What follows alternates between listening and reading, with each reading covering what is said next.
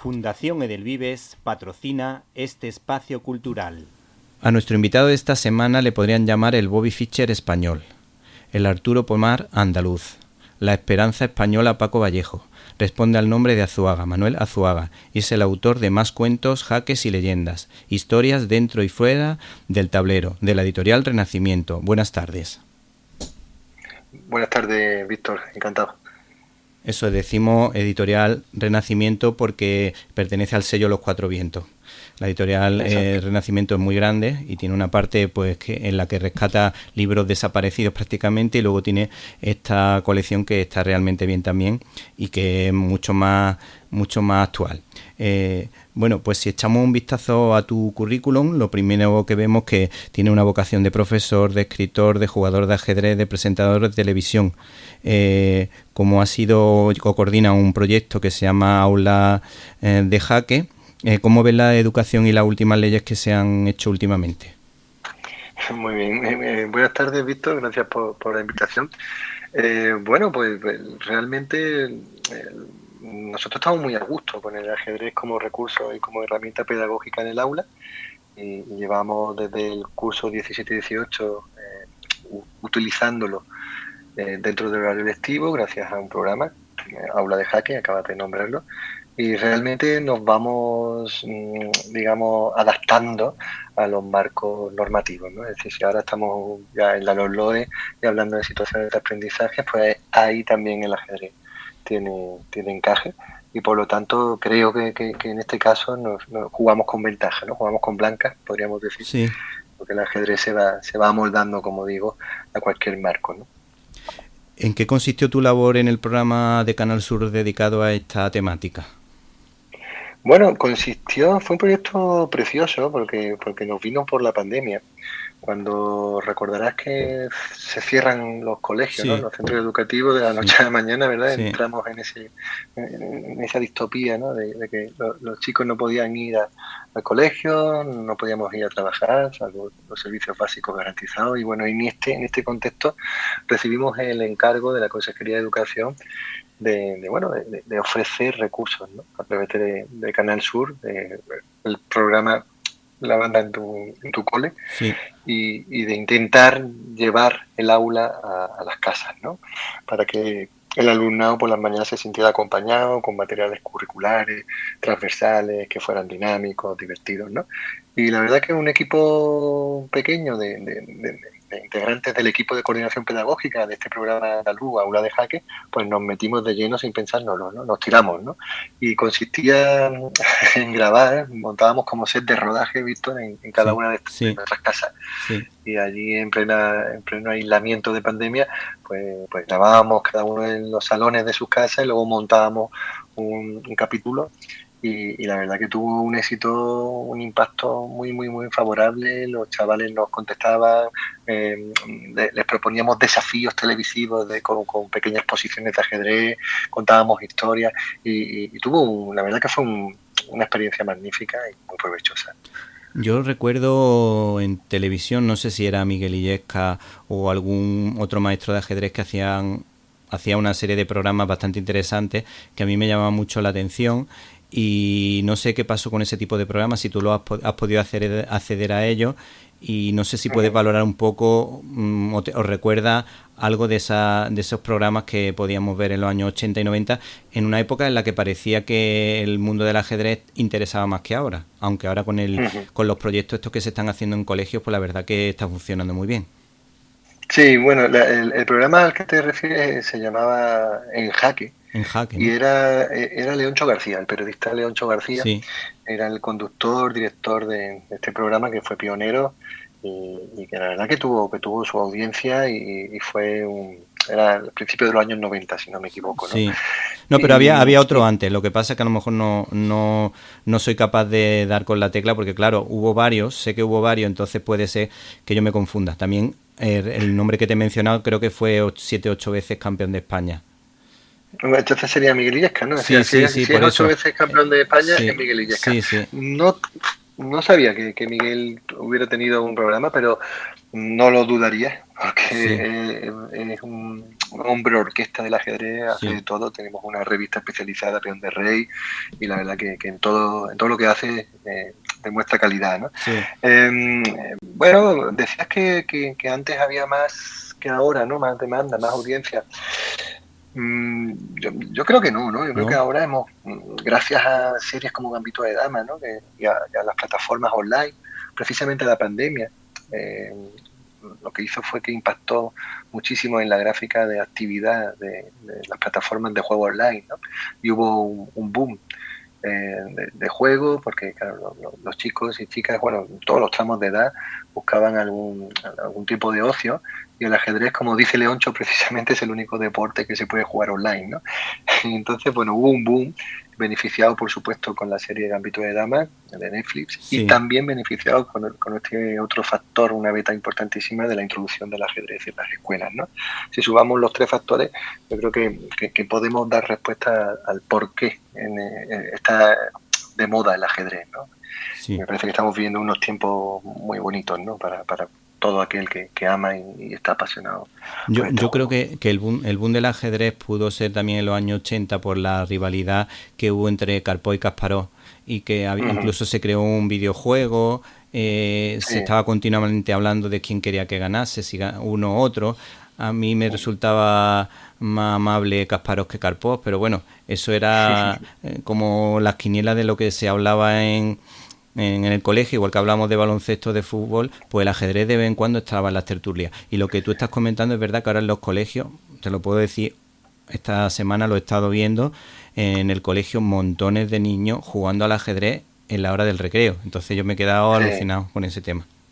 Sí, mira, ahora dices una cosa muy interesante, Víctor, ¿no? Y es que si tuviéramos que elegir tres momentos top de popularidad en la historia contemporánea del ajedrez, uno sería el duelo en Reykjavik entre Bobby Fischer y Boris Spassky, ¿no? Que se convirtió en una guerra geopolítica de los dos bloques, ¿no? Entre el capitalismo versus comunismo. Ese fue un momento de popularidad tremendo, marcó un pico, se acabaron los tableros en Estados Unidos, se popularizó el juego del ajedrez en un país donde no estaba tan extendido, por supuesto, como en la Unión Soviética. El siguiente hito histórico sería el que estás comentando, ¿no? La doble K, Kasparov-Karpov, finales de los 80, y bueno, toda la rivalidad, también política, ¿no? También de tintes políticos, como no, porque Kasparov representaba la perestroika, ¿no? Y Karpov el viejo régimen, ¿no? Y por ahí que nos enganchamos muchos de nosotros, los que ya tenemos de 40 y tantos para arriba, que nos tocó una época pues muy chula, ¿no? En plena preadolescencia, viendo cómo Karpov y Kasparov pues luchaban en Linares y en Sevilla, y bueno, pues la verdad que fue un punto álgido también del ajedrez. Y luego pasaríamos a este último punto de pico que hemos explicado antes, ¿no? Es decir, yo creo que ahora estamos también en uno de esos grandes momentos del ajedrez. Bueno, yo en mi colegio, en la época en la que se jugaba al ajedrez, llegamos a ser subcampeones del cole, y yo era un empatador nato, y lo que pasa es que teníamos a un amigo, un compañero que se iba a todos los campeonatos de Andalucía y que siempre remataba la jugada, y con ese punto y medio pues conseguimos quedar segundo, con esos puntos y medio. Qué bien. ¿Jugabais dónde? ¿Aquí en Málaga? Sí, en los Maristas. Ah, mira, ¿y jugabais en la liga interna? Era la liga interna. Vale, pero en los torneos del Corte Inglés no has jugado, ¿no? Yo no, pero mi amigo sí. Javier Irizarry era una máquina jugando al ajedrez. Yo todavía recuerdo las participaciones que tuve cuando estudiábamos en GB y nos llamaban, nos seleccionaban en el colegio público al que iba, Ciudad de Móviles, y venga, ¿qué tal día, ¿no? Y nos preparábamos y nos juntábamos allí, no sé cuántos centros en la avenida Andalucía, ¿no? Allí, sí. Y la verdad que era un momento inolvidable con esa edad. Bueno, ahora te encontrarás con mi hijo alguna vez si va a algún torneo, porque poquillo a poco irá integrándose, porque tiene 9 años y está empezando. Qué bien. Bueno, y con respecto a las grandes estrellas de Hollywood, me ha llamado la atención que Humphrey Bogart era un gran aficionado al ajedrez, y de hecho, por lo visto, aparece en la película Casablanca jugando al ajedrez. Y a mí me ha llamado la atención este actor, que quizás del Hollywood clásico pues uno de los más grandes, ¿Es que hubo algún tipo de club en la meca del cine en el que estos artistas pudieran entretenerse un rato jugando al ajedrez? Exacto, sí, pues lo cuentan muy bien. Es que Humphrey Bogart, además de ser uno de los reyes del celuloide, fue uno de los mejores jugadores de ajedrez de Hollywood. Y de hecho fue un muy buen jugador, tenía un buen nivel y fue amigo de un jugador maestro internacional belga que se llamaba Koltanowski, que era especialista en jugar a la ciega. Para quien nos escucha, jugar a la ciega es jugar sin ver el tablero, nos ponemos una venda y según las coordenadas que me van cantando, me van diciendo lo que mueve mi rival, ¿no? Sí. Entonces, por ejemplo, si Víctor está jugando y me dicen E4, ¿no? Pues Sí. yo ya sé que está moviendo el peón del rey hasta la casilla E4, luego caballo F3 y bueno, y vamos jugando, ¿no?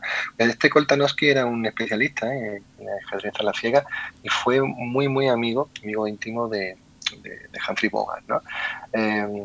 A su vez hay una historia muy bonita que cuento en uno de los capítulos del libro, Más cuentos, jaques y leyendas, de un exiliado húngaro que se llama Hermann Steiner, que cuando llega a Estados Unidos buscando paz y refugio, bueno, pues intenta boxear, intenta buscarse la vida y entre esos intentos crea y funda un club de ajedrez en Beverly Hills, es decir, allí en pleno Hollywood. Y allí que se reúnen pues las grandes estrellas del cine, ¿no? Entre ellas Bogart, ¿no? No solo Bogart, también se acercaba, por supuesto, Lauren Bacall, que siendo pareja de Bogart también jugaba bastante bien al ajedrez, y bastantes actores y directores, entre ellos Billy Wilder, ¿no? Billy Wilder era también un buen aficionado y, bueno, de hecho estaba suscrito a una de las revistas más especializadas y mejores del momento, que era Chess Review, ¿no?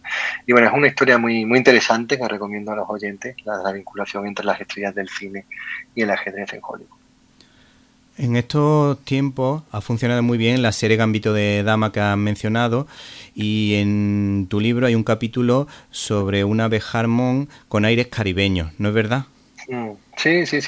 Me refiero a María Teresa Mora, que fue fue una niña prodigio cubana y fue la primera maestra internacional de ajedrez de Latinoamérica. Ella tiene un registro espectacular y es que nunca perdió una partida de ajedrez contra otra mujer, ¿no? Es decir, durante su vida pues disputó muchísimas partidas y jamás perdió contra otra mujer ajedrecista, ¿no? Capablanca, José Raúl Capablanca, que era también cubano y era campeón del mundo, pues la conoce a María Teresa Mora y bueno, se da cuenta del talento prodigioso que esta niña tiene, ¿no? Y digamos la padrina, ¿no? Le pone todo por delante y de hecho sabemos que es a la única persona a la que Capablanca le da lecciones, le da clases, ¿no? Le enseña cómo él jugaba para que esta María Teresa Mora pues también aprendiera los secretos del rey del tablero que era él, ¿no? Su compatriota.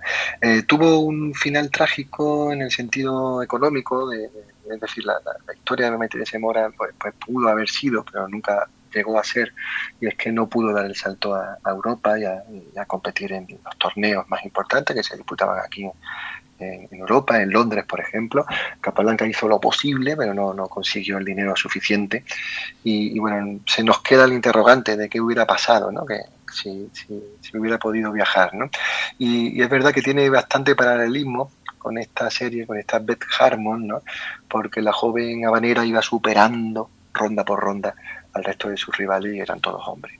Sí, yo cuando vi la serie, a mí la verdad que me resultó bastante motivante, porque cuando veía el movimiento de las piezas que ella se imaginaba a través de una droga que tomaba, ella imaginaba los movimientos.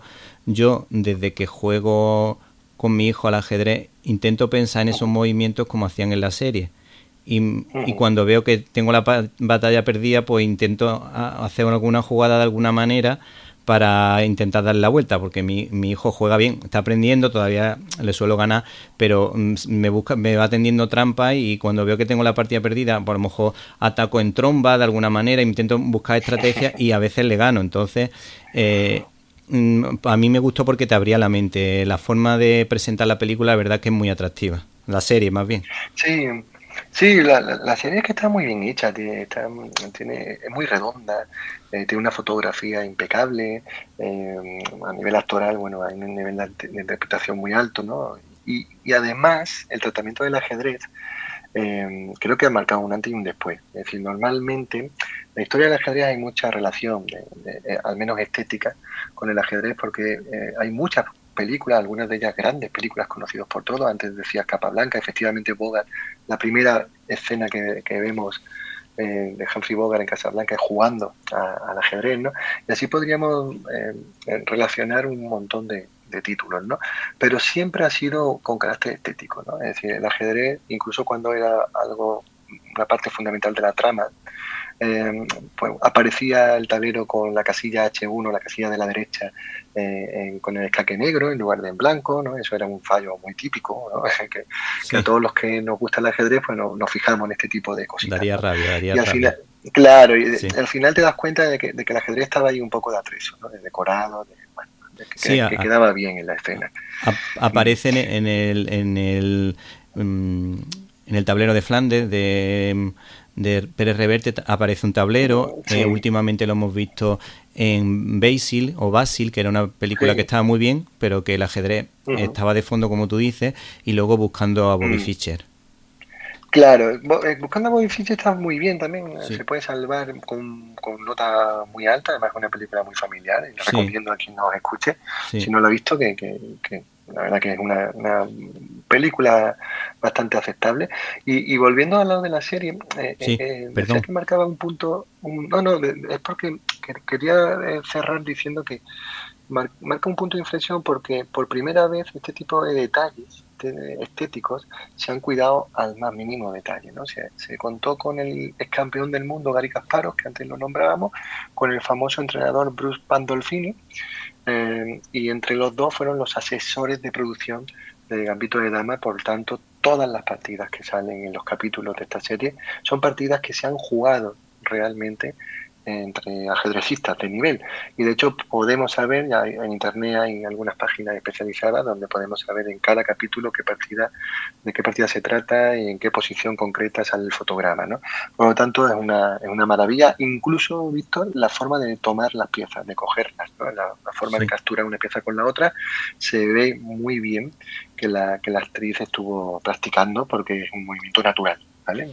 Imagínate que hacemos una película de jazz y me toman a mí que no sé tocar el saxo y se da cuenta cualquiera que sepa de jazz que yo no toco bien, ¿no? Aquí Anya Taylor-Joy, que es la actriz protagonista, se nota que estuvo muy bien aconsejada y que estuvo practicando la forma de capturar, de desplazar la pieza por el tablero y queda muy natural. ¿Y cómo se sabe si un jugador es creativo en el ajedrez? Porque a veces podemos pensar, uy, este juego tan estático, ¿cómo puede ser alguien creativo? ¿Qué es lo que determina la creatividad en un jugador de ajedrez? Joder, la pregunta es de nota porque es verdad que no hay una respuesta sencilla, ¿no? Lo que sí es evidente es que los jugadores, los grandes maestros, los campeones del mundo, campeones y campeonas, por supuesto, tienen un estilo propio. Eh, Así como en cualquier otro deporte podemos definir el estilo de Nadal o de Djokovic o en el fútbol del Atlético o del City, en el ajedrez es claro, ¿no? Es claro. Uno cuando entiende la estrategia y la táctica del ajedrez puede entender el estilo de cada uno de estos grandes campeones, ¿no?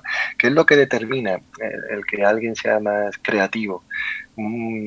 Creo que va con el talento, ¿no? Con el prodigio natural que cada uno tenga, ¿no? Es decir, Mijail Tal le llamaban el mago de Riga, fue un campeón del mundo Sí, y ha pasado a la historia por ser uno de los más espectaculares. Es decir, sus partidas son realmente bueno, extraordinarias, pero a nivel táctico, ¿no? Y cuando digo táctico es porque entrega piezas, sacrifica damas, hace saltos de caballos que nadie espera, y al final gana la partida, bueno, gana la partida, gana el título del mundo, ¿no? Y, y bueno, al contrario, Petrosian, por ejemplo, también campeón del mundo, sí, tiene un estilo muy posicional, eh, muy poco sorprendente, ¿no? Para que se me entienda. Es decir, todo sí, sí. va como debe ir, con la precisión perfecta, con un estilo tranquilo. Y también llegó a ser campeón del mundo. Yo creo que eso al final tiene más que ver con el temperamento, con el carácter de cada uno.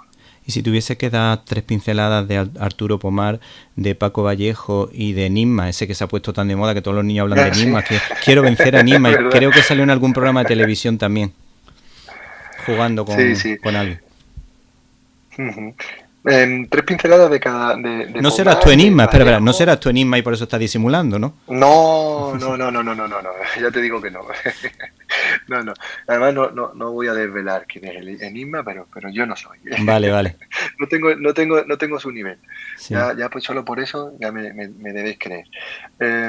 Bueno, pues Arturo Pomar fue un niño prodigio que nació en el lugar y en el espacio temporal equivocado. Es decir, no tuvo apoyo, no tuvo, o sea, se dice mucho, ¿no? Que si Arturito Pomar hubiese nacido en la Unión Soviética en aquel momento, posiblemente hubiéramos tenido un campeón del mundo, ¿no? Sí. Eso lo decían los propios rusos, ¿no? Aquí, pues bueno, él estaba solo, prácticamente, ni prácticamente, es que tenía un libro como acompañante, se iba a Estocolmo a jugar el Interzonal, y mientras los demás dormían, los demás rivales, digo, y sus analistas, su equipo de analistas le preparaban la partida de mañana, según el rival, pues Arturito Pomar tenía que hacerlo solo, ¿no? Y bueno, pues Bobby Fischer lo dijo, ¿no?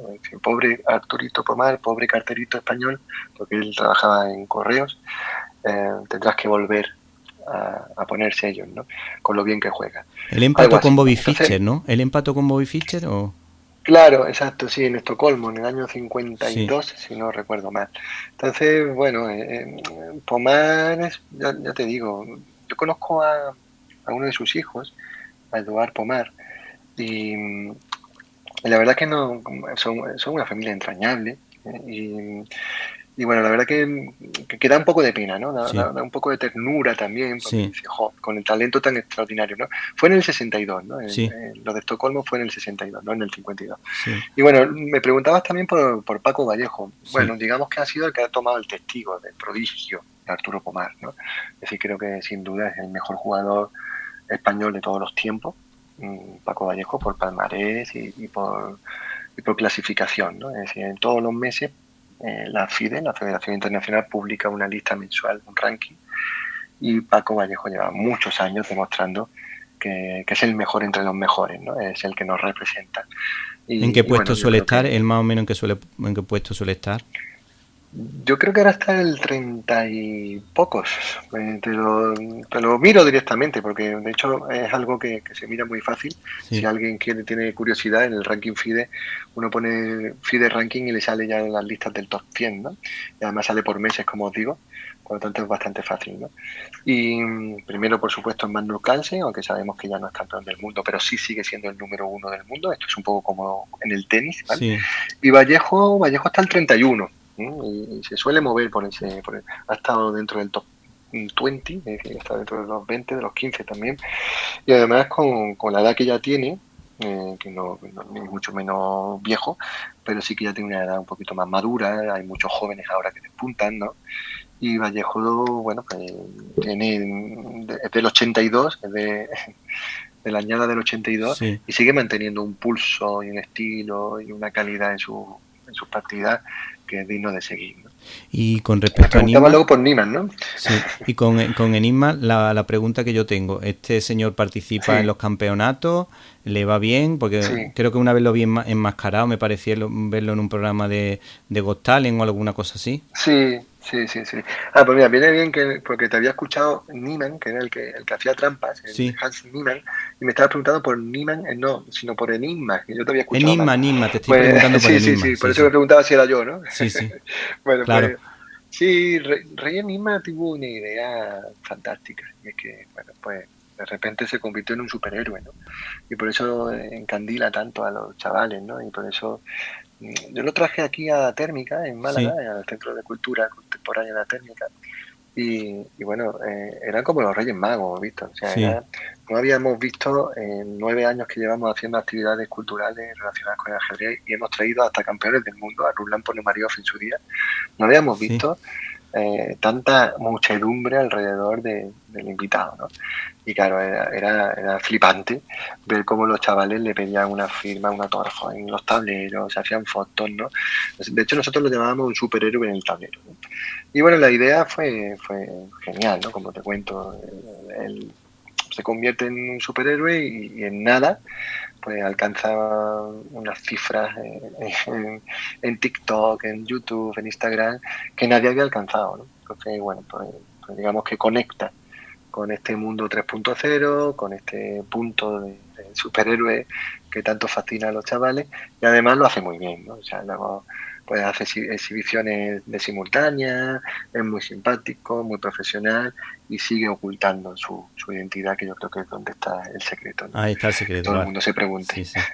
Bueno, yo leyendo los artículos que recopilan en este libro, hay que decir que te atrapan un montón, que está muy bien contado. Me ha recordado a algunas de las formas de narrar de Stefan Zweig cuando cuenta la competición de los dos ajedrecistas, sobre todo el ajedrecista, el que viene del pueblo, el que viene de y poco a poco va aprendiendo, y la forma de narrar me ha recordado porque te va atrapando, lo conoces desde joven y te va atrapando. Entonces esa forma de narrar aquí pasa igual, vas conociendo al personaje, te vas enamorando de la forma de jugar o de la situación de su vida, lo que sea, y luego ya terminas con las partidas y los detalles curiosos.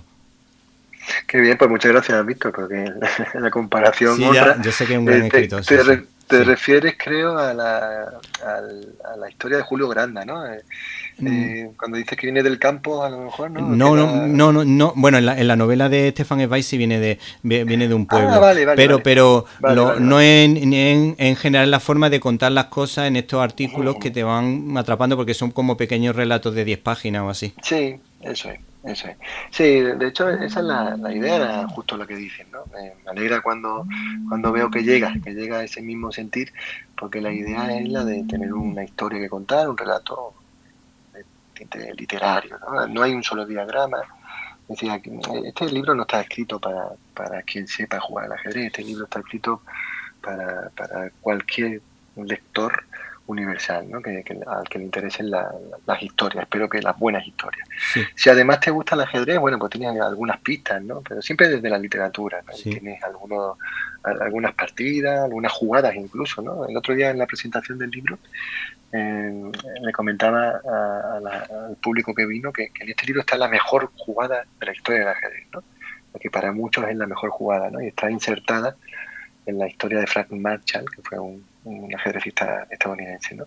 Bueno, pues se trata de que todo el mundo pueda conectar con este tipo de relatos, ¿no? Dice Miguel Ángel Oeste, que es el prologuista, que me ha hecho el prólogo, exacto, sí. Que ha sido premio Finestres de novela ahora recientemente, que está teniendo un éxito brutal con su novela de Tusquets, sí. Vengo de ese miedo, y él dice en el prólogo algo así como que no son 30 textos sobre ajedrez, que son 30 relatos literarios de vida, ¿sí? y de personas extraordinarias que se sintieron de un modo u otro fascinados por el ajedrez.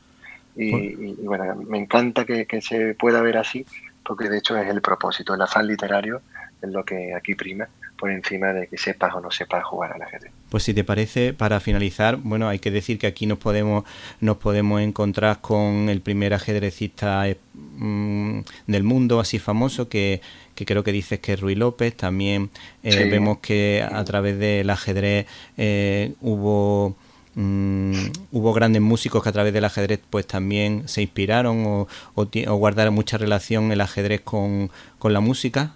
Me parece que mi hijo va en buen camino, porque toca el clarinete en el conservatorio y está en ajedrez.